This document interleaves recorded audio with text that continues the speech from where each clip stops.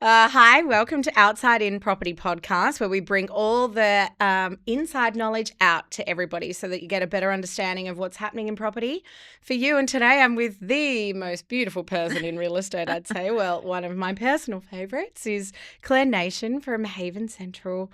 Welcome, Claire. How are you today? Good. I'm excited to be here. Finally, we made it happen. I know. We've talked about it for a while. I know. I wanted to give a new vibe too, so we have to give it lots of witty banter today. You know, keep it real the whole way through. And there's lots to laugh about in real estate at the moment. I don't know about that, but we'll find a way. Yeah, that sounds good. That sounds really good. So I guess first of all, you're probably one of the people I look up to in the real estate industry. I started, a few years back now, and being a mum of 2 kids, and it's a hard industry. It is hard for women. Because you need to have, I think, thick skin. There's a lot going on at one time. You've got lots of different balls in the air. I guess tell us a bit about your story, how you got there. I'm grateful for you being here. You are like a beacon of light, bringing us all there. So, and keeping us on the path. So tell us, how did you get here? Having me. I'm so excited. So, so this is actually my 32nd year in real estate. Wow. So, yes, telling people I'm 35 anymore doesn't quite cut it, but you look better than me. I started so I literally went straight out of school into property. Wow. And I just knew I was going to be. For me, I always just thought I loved school and I was good at school, but I was like, okay, I want to be on the terrace. I want to wear a pencil skirt from Portman's, and I just want to be out there. So I don't know why. I just that was my thought of what I wanted to do. But I started when I was sort of just turned 17, or just hadn't even had my license. So. For me, it was just something I fell into. I wanted to finish school and I just wanted to start work. I didn't want to study or anything like that. I just thought, right, I'd be out there earning money, meeting people. Yeah. And it's sort of, it was very natural. Yeah. Everything that I feel like I've done in real estate hasn't been particularly planned. Yes. A bit like motherhood wasn't particularly planned. I'll talk about that one in a minute. But it was all just such a natural progression of, okay, so I started in being an assistant to the director, and then I was reception, and then I went into property management, and then I was a property manager, and then I was a BDM, and then I was a general manager. Then I went into sales, and then I went back into management, and then I went back into sales. So I've sort of touched every facet of the industry. And at the start of my career, though, I was a very young mum. So I had a baby at the age of 20. Wow. Yeah. At the same time that happened, Janie, who was one of the co-founders of the Property Exchange, which opened in 1997, said, would you like to come and start a rent roll? And I was like, sure, no problems. I don't know how to do that. Yeah. And I'm just about to have a baby. But yes, I want to do that. I totally want to do this. Let's go. So they waited until I had Brett. Yeah. And then I started there. I was like 21. Wow. Which I think is like crazy when I think about it. But I didn't overthink it at that time. Yeah. And we created and established the rent roll at the Property Exchange, which grew to sort of 350 properties. Great. And throughout that time, and I had great support from my mum. So that sort of kind of changes the game, I think. Yeah, it does. And I think now, and like my mum didn't work, so it was a bit different in that time. And I have had 2 kids since then, so I've got 3 children. Yes. But I still just worked. It was just my thing. Yep. I was the mum and the wife, but then I walked into that door, and then I was like Clare Nation. And I loved it. I got to, you get that feeling, you leave everything behind and you just become someone completely different. Yeah. So I think some people are either school and study, or they just it makes sense to work. Yes. And they get it when they get there, and they're like, and I can feel that about your energy too. You're naturally good at sales and talking to people. You just got that, Whereas well, it's not taught. It's not a taught. No. It's not a taught. It's not a taught basis of thinking to yourself, okay, well, I've got to be this person to achieve that. The minute you start thinking that, you're like, that's not you. That's not what people like about you, especially in this industry, because it gives you the freedom to be who you are. So true. And I think even now people, I mean, look, there's no secret to being a successful real estate agent other than just doing the hard work, doing it consistently and waking up every day and doing it again and again. Yeah. And people are going to like you. Yes. Or they're not going to like you. It's very true. So Nikki, who was the other co-founder of Property Exchange and my mentor and an inspiration into my life, 30 years, she always went on about, just, be authentic, show up for yourself, be honest, be kind. Like she's like just the normal like all the values that we should be doing every single day, but she goes, Yep. put it in your work, especially in Yes. this industry, especially Yep. in people's homes more than ever. Yes, it's that authenticity, I think, that shines through no matter where you go. Like, Yeah. I know my people straight away. Like, you can feel it because Yeah. you're like, oh, that was really hard. What is happening there? Or you're like, oh, that was so easy. How was that? So like, true. you know straight away. Like, Yeah. you find your tribe. And yeah, like you said, if you're forcing it, people will know straight away. And when you're in someone's home, you can't act. Yep. And Yes. you can't, and even at home opens and when you're out in the public, you can't act. You have to be who you are. And Yeah. you can see some people that do and some people that don't. And I think we Yes. get caught up in social media and all that sort of stuff. I totally get that this day. Yes. And of course, there is a persona. Yeah. But when people meet you, they're like, oh my gosh, you're exactly what I thought you would be like. Yeah. That is, I think, the greatest compliment to anyone. I agree with that. Yes. So, I know it's so funny because I guess Beagle, where I work in the day and one of the many hats I have, as we all do, we do a lot of social media, but there's some things that I don't feel comfortable with. I'm not the like Instagram real, like, trendy person. I prefer these things, having a like serious chat with someone about something that I want to know, or like the content I want to know. I don't want to, do you know what I mean? Like, that's not me. I'm like, I can't it's like, do can that. you do a video? And I'm like, oh, do I have to? Yeah, Like, that's it. what am I going to talk about? Yeah. And am I going to hit it? But the reality is if you just show up and do things naturally, Yes. it will translate however it's going to translate. And That's you know right. what? Some people will like it, some people won't. And Yep. they're not your people if that's the case. Exactly right, You know. like we said. Yes. Oh, that's amazing. So now you do have also your daughter works with you? Like it's Well, well, yes, wait, but she's about to go on maternity leave. Wow, So I full know. circle from the She's start of gone the full story. circle. Yep. And it's just been a beautiful evolution for her because when she wasn't planning to get into real estate, but again, she, it sort of fell very naturally. And the minute I heard her speak about real estate, I was like, Oh yeah. she's got it. The girl has got it. Like, she's heard me talk real estate her whole Yes. life. And I see that a lot. We do see a lot of like mums and daughters or dads and sons or mums and sons team. And even at our group, we've got a lot of families and a lot of husband and wife teams. And you can just see the synergy in it, and which I think is super special. And I watched Nikki and her daughter Chelsea. And look, don't get me wrong, there are it does get difficult at times. Yes. Especially when she's No like boundary, really yeah. organized and sometimes I'm not so organized. But it's just bred in her. So that's been really exciting. I've just loved watching her grow. And for me, like my daughter or not my daughter, anyone that I feel that comes into my business or into sort of my realm of life, I just want them to be the best people ever. Yes. Yeah. And just if they had to walk away, they walk away with wider and brighter wings. Yeah. Because Yeah. then you go, I've done my job. Yeah. I mean, that's obviously right. my daughter particularly, but like, that just makes you feel like that's sort of like an achievement in itself. And your team does represent you, like no matter Yeah. what. Like they are, obviously they are you out in the public as well as you, and a representation of you and your brand. So that's amazing. It's and look, everyone comes from different facets of life too. Yeah. So we do have mums and single mums and married and single guys. Like everyone's so different, and everybody has their own story outside of the business. Yeah. But when you come together and you've all kind of got that synergy, it just works. But it's like, and the support, because like we're talking about being high energy today, this business is so high energy. Oh yes. Like if you're not filling your cup with the people that surround you, I think naturally, so if you're not going to work and you don't have really cool, inspiring people, you're like, oh, that's draining. And we're already drained. Like our cup feels like it's already drained from so many different things. Yeah. But we have to be in someone's home representing their home, their livelihood with true, natural, authentic, good quality energy. Yeah. So you can't scrimp on that. Like I take that very seriously. You have to, yeah. Yeah, absolutely.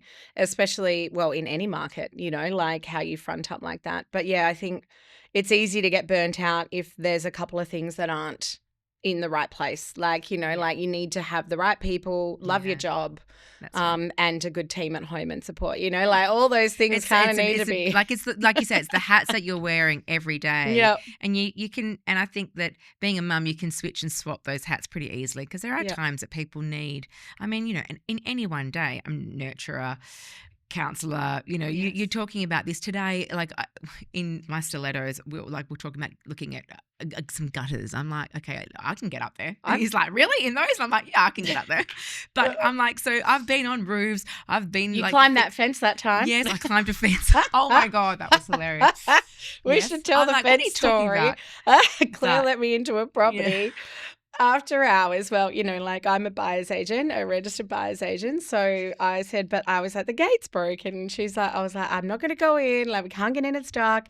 She went back the next day and she's like, I took my shoes off and I jumped that fence. Now, that wasn't a fence. It was a wall. And I was like, I'm going to get up there. I don't know what's happening here. What shoes are you wearing? Yeah, that's okay. Over and above. The things we do. The things we do. I've been under floors. I can light a hot water system, reset a retick box, sort out a pool pump. I've got it. Yeah. So it's just, but that's like years of experience. So you just sort of all those little knickknacks. When I come across a weird and wonderful thing, I'm going to call you. I have had some weird and wonderful things, but I feel like the 35 years of experience would really amplify those. Oh, yeah. I've scaled a lot of walls. Yeah. And then I got stuck in courtyards. Like there's so much. There's so much. I love that. But, for me now, obviously, I think what's going to be even more so important going into this little next market. Oh, yes. Let's get to that. What is the energy? Yes. Well, okay, let's talk about that. Yeah. So at the moment we've come from a very strong growth period in Perth, like years and years of like you need to be tenacious, getting quick, like things are selling in one weekend to boom. All of a sudden, budget day hits, everybody's scared, there's a war in Iraq. In Iran, well, everywhere probably there's wars at the moment. And everybody's going, petrol prices, interest rates are going up and, what do we do? So I feel like the last 4 weeks have been exceptionally quiet. And agents, I guess the agents that have come on board the last 2 years, not got the 30 years under their belt, would be going, our property normally sells in one weekend. I know. What's going on? What do I do? Like, I've had a few phone calls from agents going, Claire, what do I do? Yeah, and open it again. And it's this market isn't. I think this is actually. I mean, I feel that we're still going to see a lot more properties come onto the market. I mean, there could be up to 9,000 sort of, really in the next 3 to 6 months. Yeah. Which is sort of getting back to where we were. That excites me. Yes. That, going back to that market. I mean, I don't love opening properties week after week after week because, you are having very hard conversations with your sellers, which a lot of people haven't had to do. Yes. They haven't had to say, look, we've had no one through today. What do we do? Like we've had, I've had one person through or, they're coming in under your expectation and they're saying, Claire, I could have sold it for this much last year. And I'm like, but you didn't. So we're not kind of losing any money. We're still in a really good market. Yes. And I think, for me, I'm seeing a lot of different markets within markets. For say with Subi, I could give you 4 different answers to that one question. Apartments, townhouses, homes, luxury homes. Yeah. What's happening in each one? And we should go into that because I could – tell me if I'm right. Apartments and anything strata, down. A really solid 4x2 on a full block, still very, very busy. Yeah. Luxury homes, a little bit slow, but still selling. Okay. Tell me. That's what I thought. Bam, bam or not bam? You're pretty spot on, but we had we are seeing numbers down across the board. Okay, so as our Haiven group, we talk a lot from a team perspective because we've got north, south, west, and central. Yes, so we're actually everywhere. touching all areas, and it is a bit area specific. I do feel yes. And I know, and we sort of did a bit of a. So how are your numbers this weekend? And if you opened this home 6 months ago, what were they would be? Oh wow, so we were like, okay, 15 to 20 groups through on a first launch, home open. This time last year or 6 months ago, we would have had maybe 60. Wow, yeah.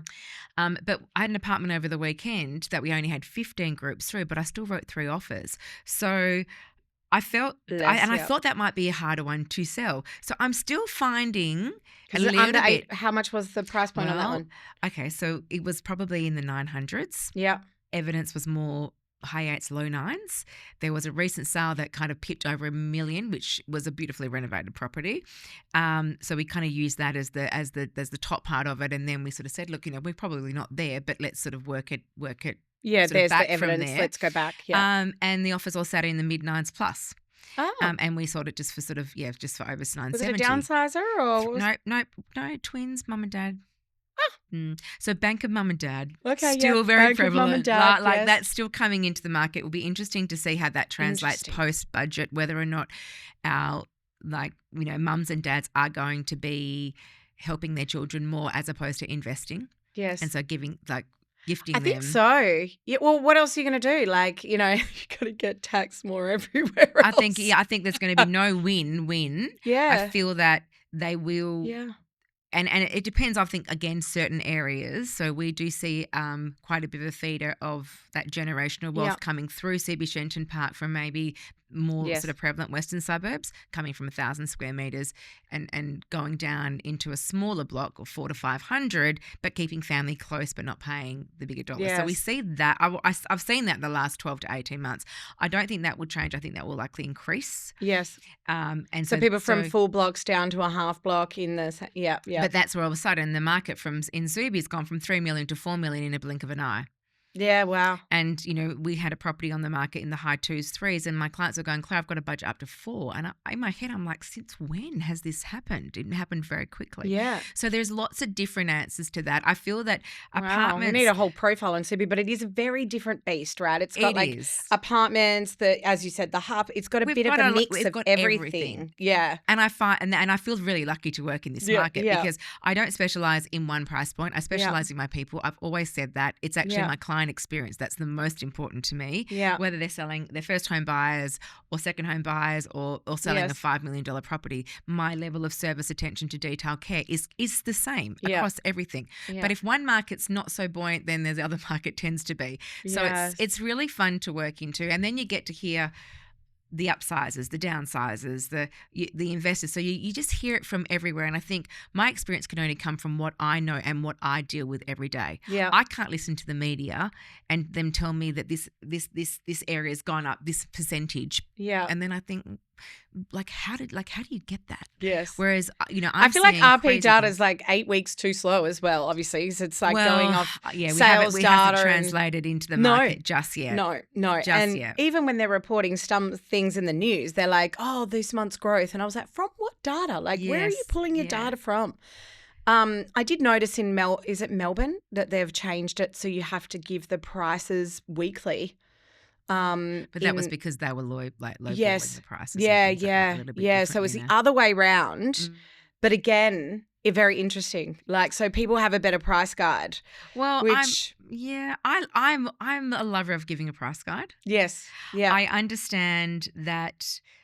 I understand the strategy behind not, and I think at the moment having a closing date sale or going to auction is very clever because if people are seeing properties on the market for more than 1 or 2 weeks now, they're like, "What's wrong with it? Yeah. Is it too expensive?" And I'm like, "No, this is actually what's happening in the market. It's okay. Yeah. If we're not selling that first or second weekend, don't panic. Yes, that's normal. We're coming back to a bit of normality, and quite honestly, having consideration from a buyer is actually really powerful too. Yes. I know that there's been words like caution, unsteady, uncertain in the market from buyers. I'm going, they're considered. Yes. They are considered.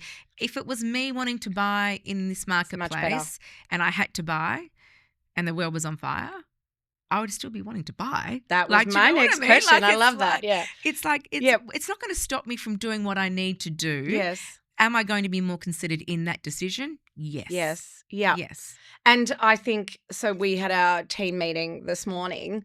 Some of the things that are changing even for us as buyer's agents where we also want to write better conditions for our clients. Mm-hmm. And I think the other thing from a buyer's agent perspective is there's less competition. Yes, we might be able to negotiate a little bit further, but we can also put some more protectiveness around our clients and those clauses that look after them, like a pool inspection or things that you should get actually from a handover from property to property that should just be just there as a kindness or, something so we know what's going on, check under the hood a little bit further, make sure there's no surprises so nobody's upset once it settles, those types of things that we haven't been able to do because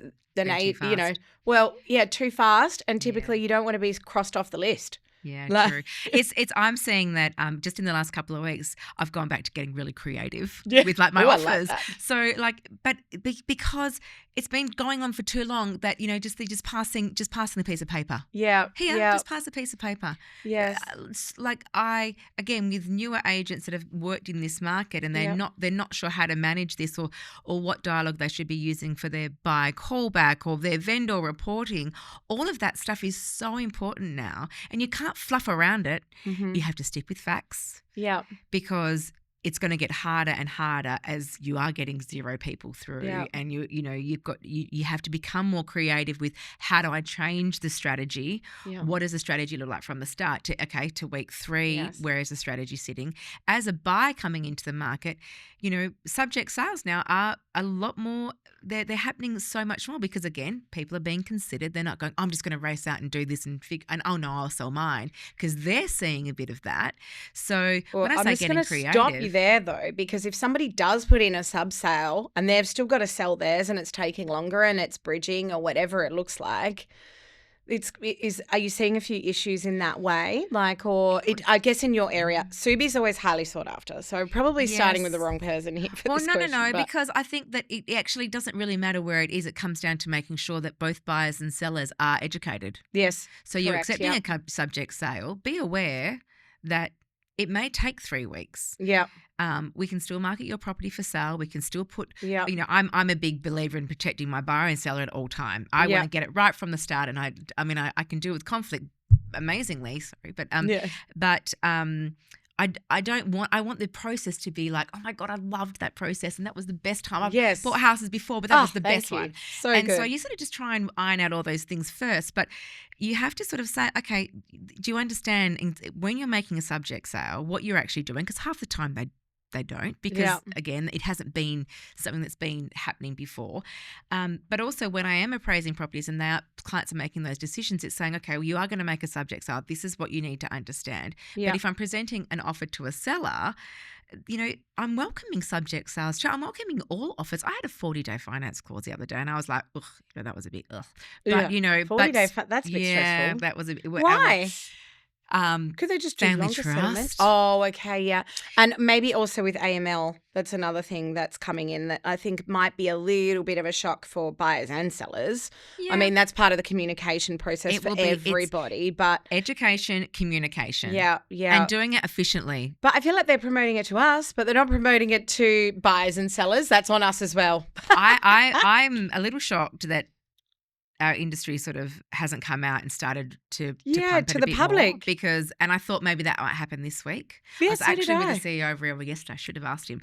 But Oh, yeah. Let's put this on a reel. Let's chop this because, it should be everybody. PSA alert. absolutely. From 1 July, there's going to be a whole lot more. Yeah.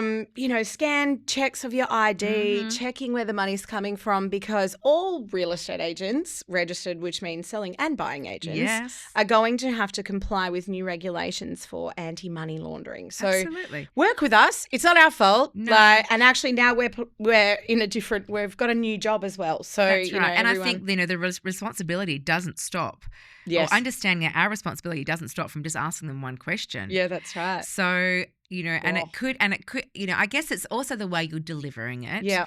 But also actually understanding what our role is in this. Our role is just simply to be asking a question and sort of, and that's it. Yeah. Unfortunately, if we don't alert, they'll pick it up themselves. Yeah. And I know that when, obviously, identifying our sellers, we've always done that, but obviously now having those conversations with our buyers, it's going to be more important than ever Yes. that you have a relationship with them. Yeah, that's That right. they, I do recall, and it's awful, but this is what would happen is I would be taking so many offers. I don't know even who's made the offer at the end.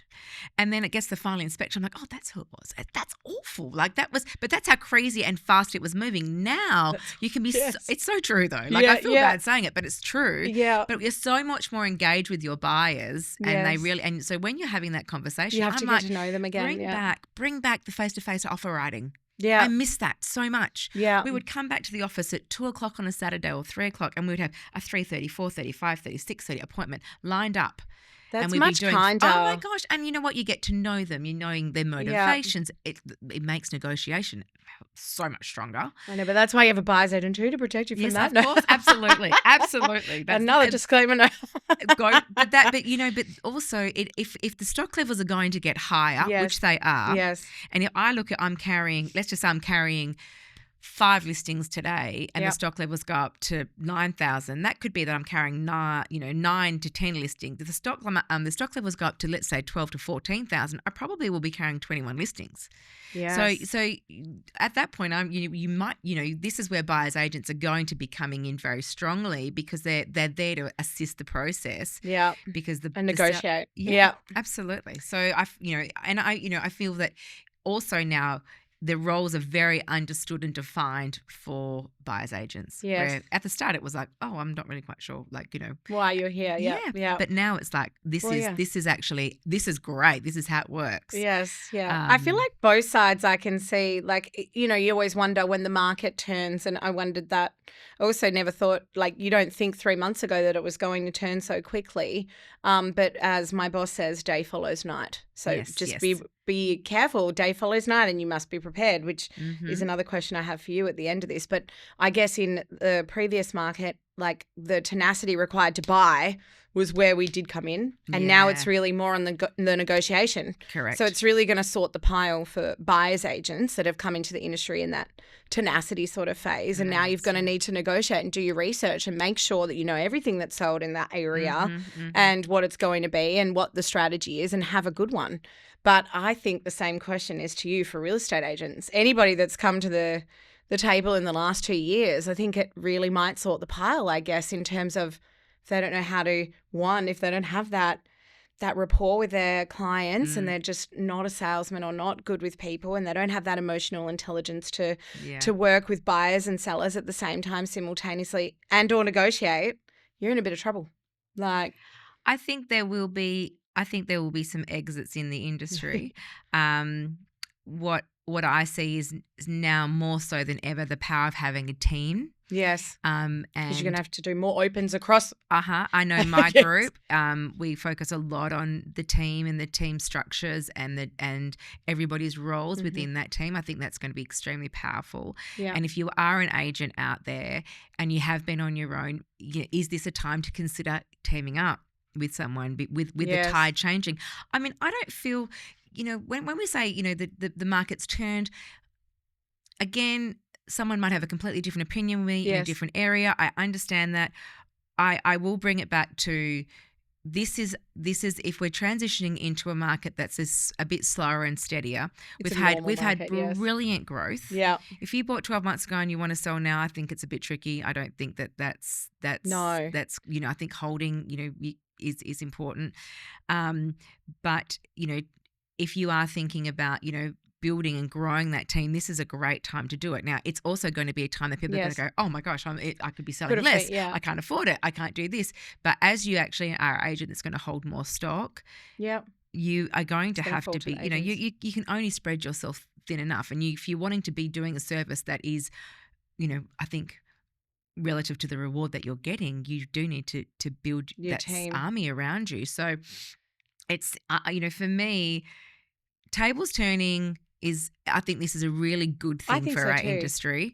I think this is, the market has been amazing and grown at rapid rate. Yeah. Things that have happened within the budget, I don't think we have seen really how that's going to translate just yet. Put the brakes on for a second because we still don't have enough supply for demand. And let's break it down. If you are, there's 3 types of buyers, right, or sellers. So let's say you're downsizing. So you're selling your property that you probably bought for $20,000 for still quite a very good return, right? Maybe not the same return as the past, little bit, but still a very good return. You have to buy in the same market, so you're kind of protected, right? So if you're buying and selling in the same market, that's a good thing. Like you're within the same parameters of what's happening. Exactly. You just need to manage the process. If you're a first home buyer, good thing. You've got a bit more considered approach to buying at the moment. What else have we got? We've got upsizers. That's probably where I see it being a little bit tricky. Yeah. Because for upsizers, maybe they're pushing it, and they don't have the equity yet, but they know they need the space and they've got another baby on the way and all those things, which that's probably the one little spot that I'm a bit concerned about is probably for upsizers, and I do see it quite a bit. Yeah, so I'm going to be interested to see that part, because what I actually am seeing also is I say my right sizes, not my downsizers, because I still want room. Can I just say all my downsizers still want a 4x2 just yeah, on a half they're block? right sizing. So I say, okay, so, and also I think it's also a bit of a mental thing because when they say they downsize, it's like they're going backwards. So I always go, no, you're right sizing. And they love that. And then I think it re-energizes. You've got to use that. And people just love that. But I also see my right sizes cashing out and then giving money to perhaps my upsizers to get them to that next step. Interesting. So I wonder how that will actually translate and what it will look like, because again, we're talking about what else are they going to be doing with their money. Yes. They can put some in their soup, or they've got their soup, or their retire, whatever it is. But so will that help an upsizing market that and I've actually, I would say even that I could think about 5 instances very quickly where I've had sellers sell out and so that they can give their kids more money to get into the market or get into something a bit better into the market that's going to have better growth. Pay off their existing mortgages, which are now at $1 million, who knows? I panicked at my first mortgage, and we were laughing about this the other day, and I was thinking, oh my gosh, it was in Woodvale, and I was $297,000, and I couldn't get into. I think my mortgage was $275, and then my friends were borrowing $315 in Duncraig, and I was like, oh my god, that's so much money. It's not even. I shouldn't even joke about it now. Poor kids don't want to hear that, but it's changed. It's changed a lot. Yeah, but the market's still going to continue to go. People still have motivation to buy and to sell. Yes. You're just going to have to re-strategize and restructure. Correct. Yeah. And if you're an investor looking to do something and building that a was the other thing, but they've still had 5 years of growth, right? So that with the other people that are selling, and if they sell before the end of 30 June, they're going to get the capital gains tax and blah, blah, blah. But if they hold a property investment, and this is what we talk to our investors, you're still going to get the growth. And we do all of our numbers based on a 5% modest equity growth over 10 years. Now, if you're looking at that, that's not what we've had in the last 5. And, before that, maybe, on average. But, I mean, if you look at that over the next 10 years, even holding is still amazing. So, it's just I think everybody it's the fear of the unknown that has put the brakes on, not a supply or demand, not a backward turn, just okay, let's just sit and wait. And all of a sudden everybody has somewhere to live. I don't know how that happened. But also I feel that and I liken it just if this was me, and I've had my eye on property for a while, would it really stop me if my dream home came on the market? No.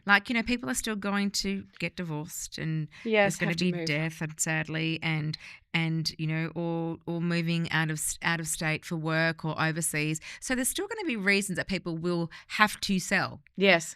And there are still nurturing and making sure that your client relationships are there and they're genuine and they're there, because you just never know when, that's right. They could go, oh, actually this isn't working out, and or I do want to make this move, or I have got a career progression that is now taking me to the next level. Those things are still going to happen. Yeah, despite, that's right.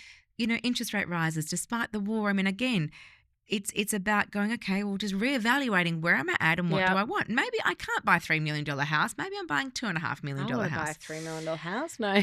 So, that's just reality, guys. I think for far too long, everyone just lives in this fairyland of just because I want it, I can have it. Yes. And, we have social media to thank for that. But that's not the reality. Yes. So if you can't afford borrowing this amount of money now, but now you're down here. Yeah.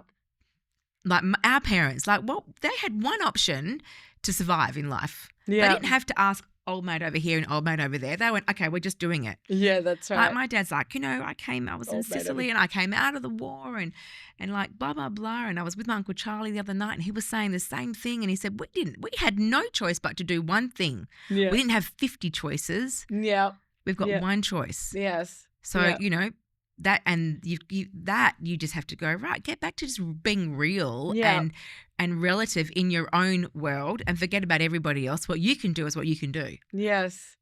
Yeah. Yeah. So. Yeah, that's right. I think, sorry. What's time at anyway? 35. Oh, okay, perfect. Cool. Oh. Just need to step up. I'm just going to, tap that so I know to. All right, we'll keep going. Thank you. So I remember. Then we'll cut that bit out because That's all I right. forget sometimes. So that's crazy. But I think there's so much talk and so many different things online now. That one choice, you're right. Like even if I think about my parents or whatever, they were just trying to get a house to live in. And I think they had the same struggles. My dad was a builder. And I think interest rates were super high. So the mortgage, 15%. 15%, but the price was lower, but wages were lower. So everybody's got their own different take on, they only had one income back then on what it was at the time. Everybody's going to struggle. Like life is a struggle sometimes. You've got to find the joy in the right places. But always. Right now you've got online. I always laugh because no matter what you're talking about, you're going to see 1,000 different things in your feed. I feel like that noise online. Yes. Invest in this. No, don't invest in this. Invest in that. No, invest in that. And flip houses and then do this and then do that. And this is how you're going to make money. And now this is, and the budget sucks or this is right. But you know what I mean? Like all you have to do. They're changing their mind about the budget and what they're going to do. And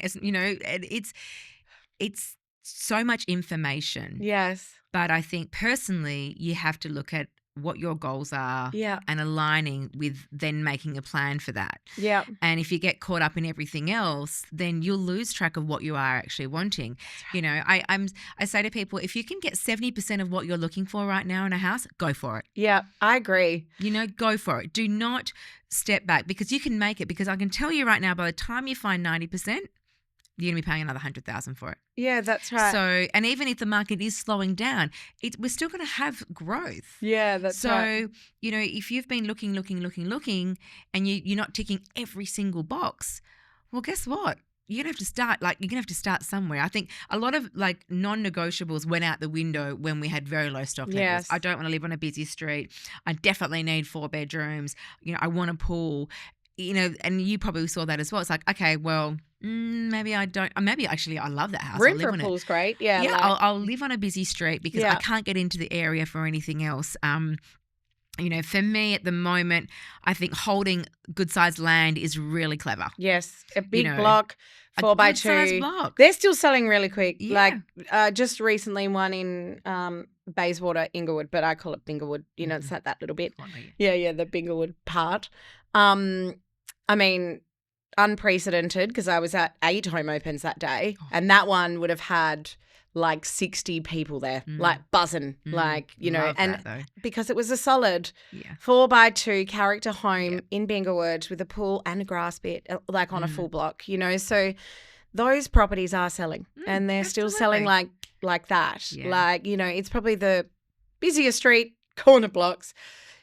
More far out suburbs, not as central, that are slowing a little bit. Yeah. But just because people are waiting, I think, for some reason. Yeah, but also, I feel that you have to price it right as well. And your pricing strategy is really important right now more than ever. I think because sellers' expectations are quite high.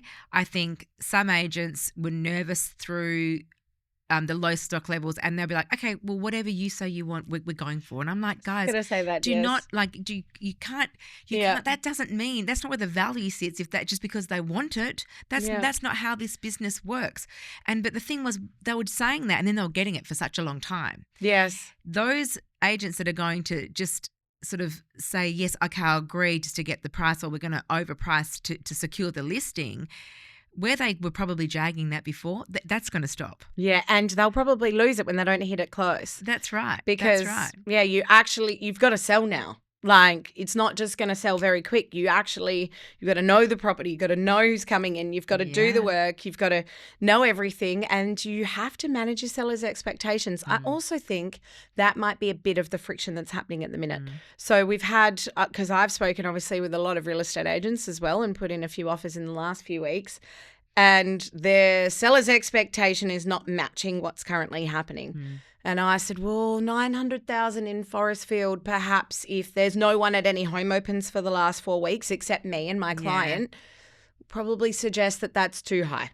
Yeah. So we watch, we wait. And I said to him, we wait.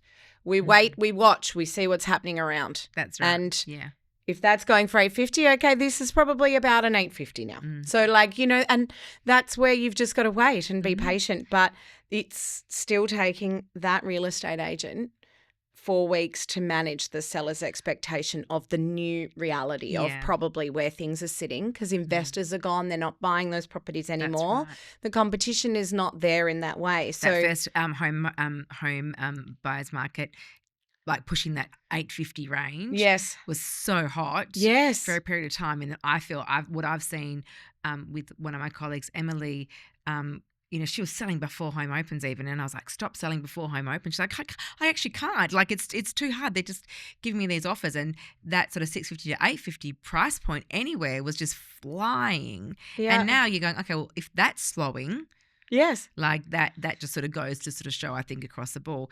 I did speak to a broker though, and I think because of the interest rate rises, the borrowing capacity of a lot of those people under the 850 has changed. Of course. And if the property value is going to continue to drop at all, could you imagine for someone on a 5%, like people, I'm actually happy for that, because if it does, like under the 850, that's where there could be. Well, that made me nervous because for a while, because I was thinking, well, how if the market, these are 5% like deposits, and if the market does go backwards and fast, and they can't facilitate that, and then they can't, so like that could end up in a world of pain for them. Yes.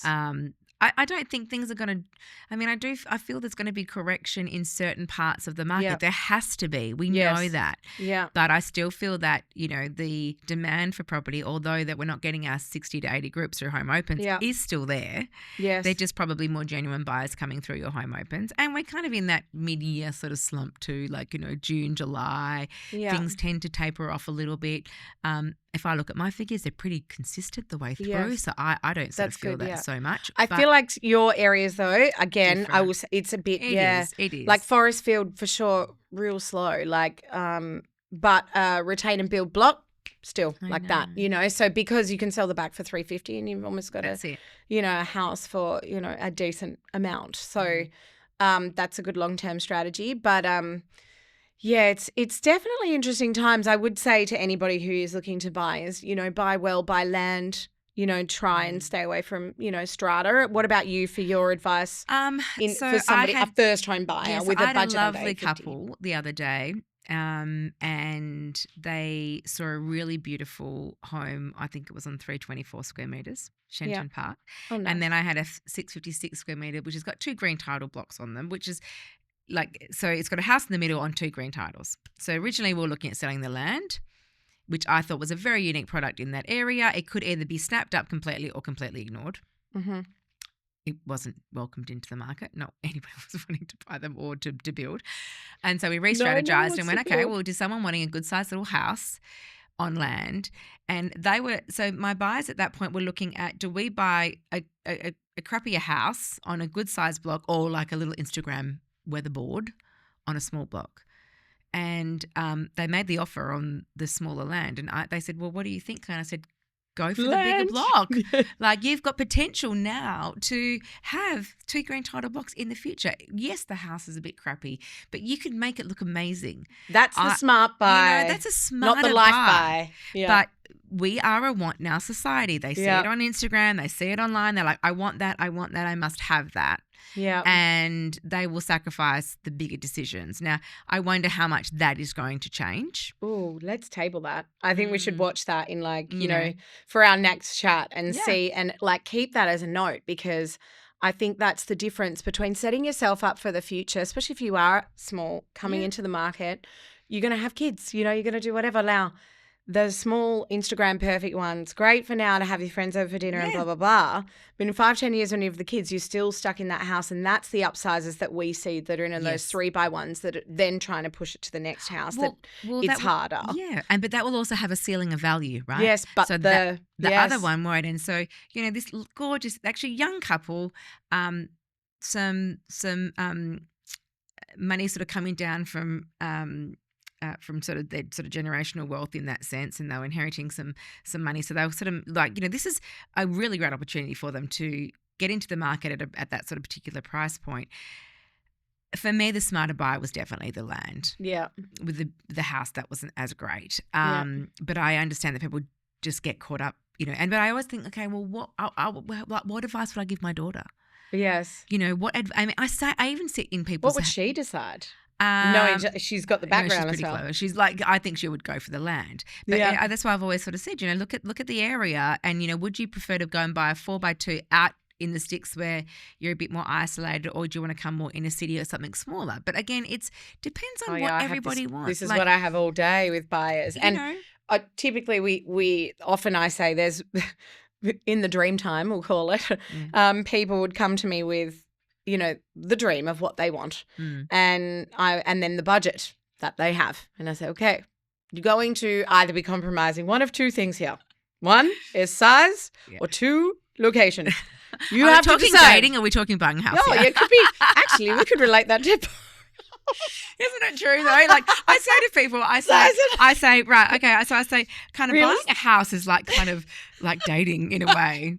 And because you get all caught by the shiny things, and then you kind of go, oh, I forgot to think about that, or like, but I'm too late. I'm in love, and I love this house, Darlington. And then you kind of go, oh yeah, I forgot to ask that question. Like, is there any kids? No, just like, but it is so you do get so caught up. I love that.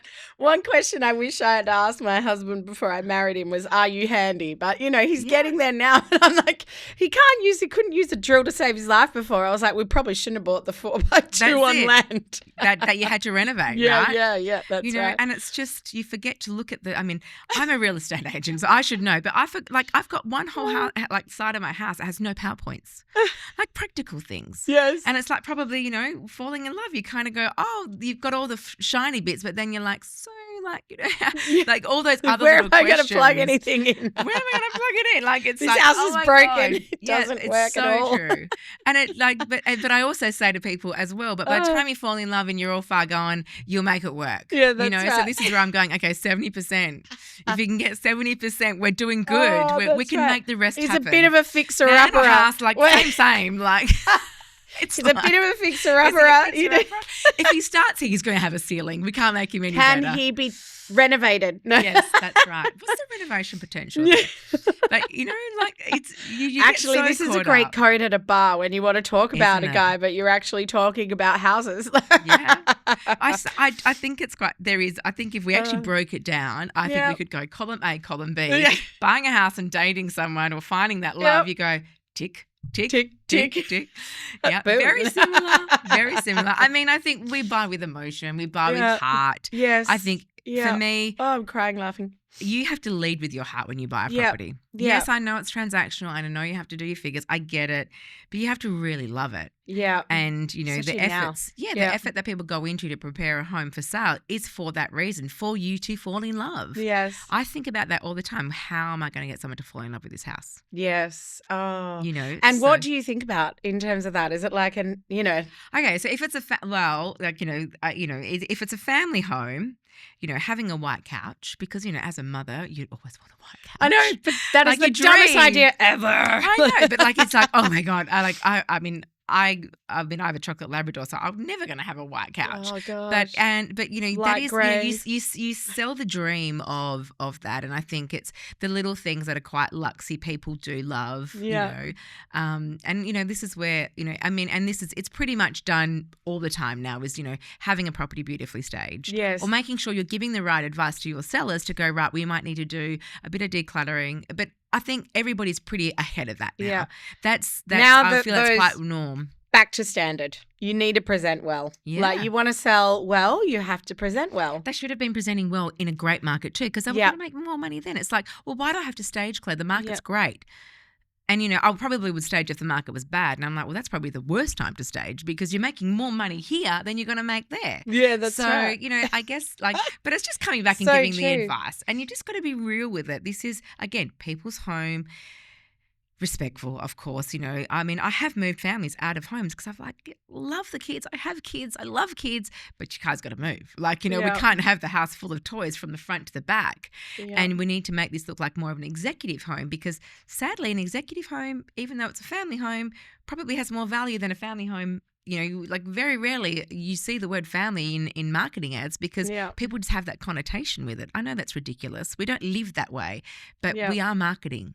So that's kind of where that comes into it too. So yeah, it's just, I mean, I love this job so much. I love people talking about property all the time. And you can, like I say, you love it. Yeah. But you can talk about it in like people just love to have that conversation, and they're like, oh Claire, I know we're out, but they want to have a chat, and I'm like, bring it on. Like let's love discussing it.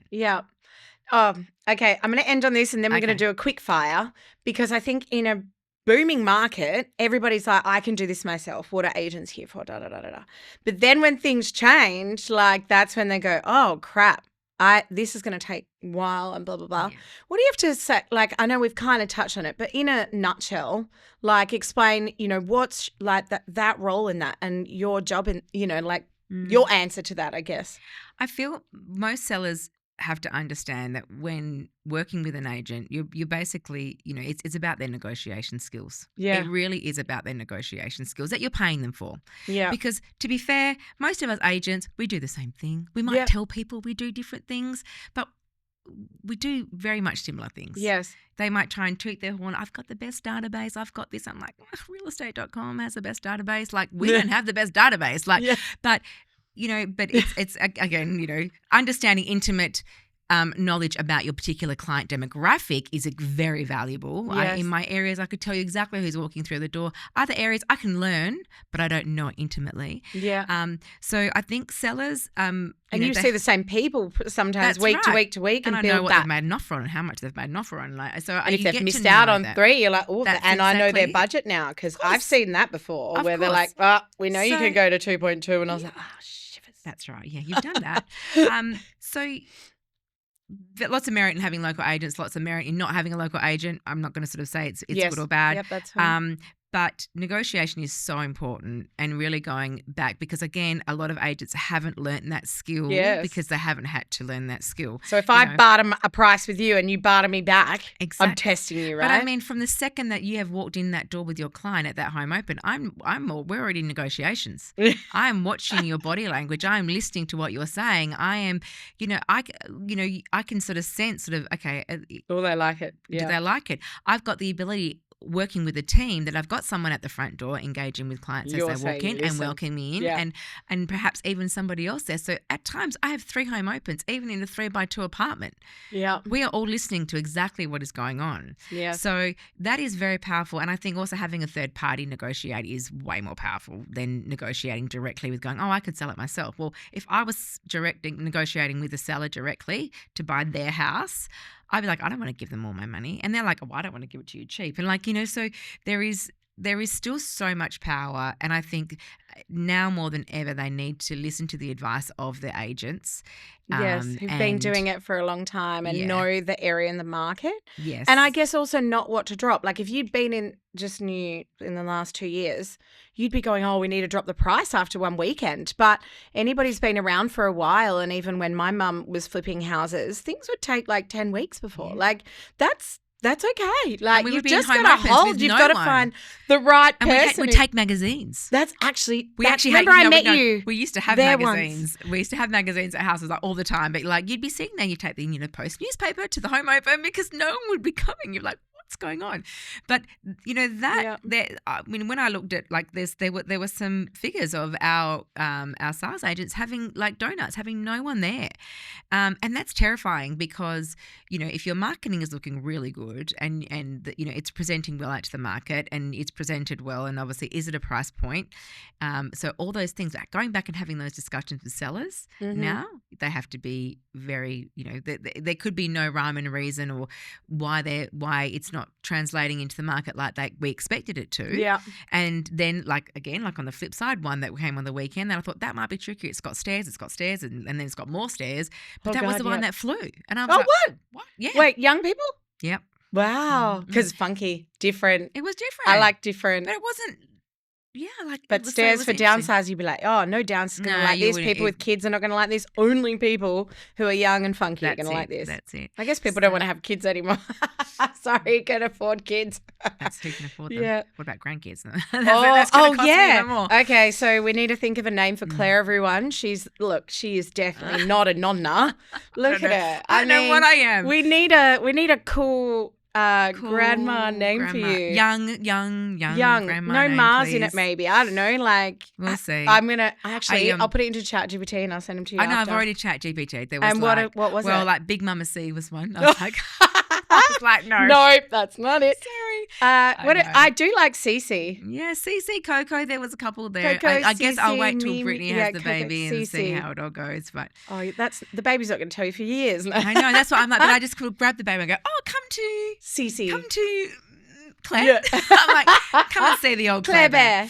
Yeah. No, I don't know. You're too tenacious for that either. You know, like it's going to be really oh exciting. my goodness! All right, so I'm going to try something wrap. new. So I've got to get my clipboard for this, and this is the last thing. I want to do a snippet now from every podcast guest, which is 10 quickfire questions. Okay. All right. So Okay. I'm just going to I'm not like that quick, and I'm not very funny. So like quick fire. Okay. Biggest risk you've ever taken. buying into the business. Good. Excellent. Fantastic. Ah, good. Okay, yes, I can see that. Yeah. Best advice you've received. I knew you were going to ask me that question. Because I did. Yeah. That's not quick fire, and this is not a quick fire answer. Always put people's always put people's needs in front of yours. Yeah. Oh, I like that for life. Yeah. Yes. Yeah. I think and don't eat yellow snow. But that was from my late husband. That was Is that English. pea snow? So yeah, don't eat yellow snow. Actually, that's probably the biggest advice I've had. Yeah. Oh, I love that one. Okay. A habit that changed your life. Oh, these are quick fire. Okay, you're gonna have to redo these to ask me. A habit that's changed my life. Stop procrastinating. Oh, I like that one. Yeah. I still procrastinate, but What do you do every day that most people don't?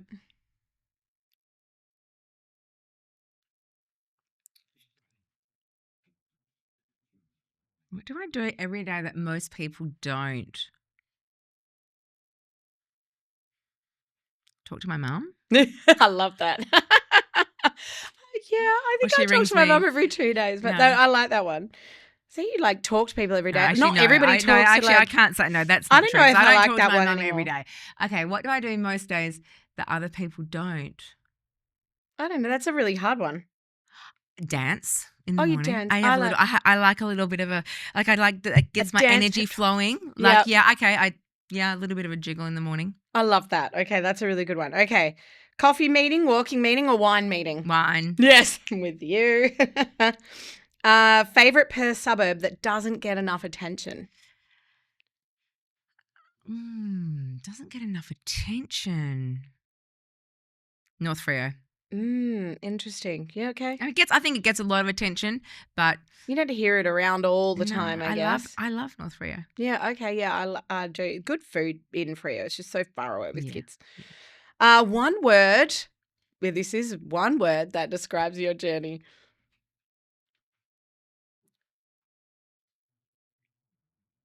That's Mr. Whippy in the background. Can you hear that? Oh my gosh, that's one word, yeah. As we have mood music. One word that has that describes your journey.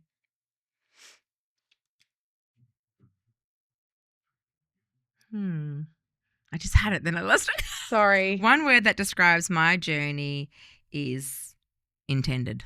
Oh, I like that. Intended. Intentional but intended. It was meant to be. Yeah, I love that.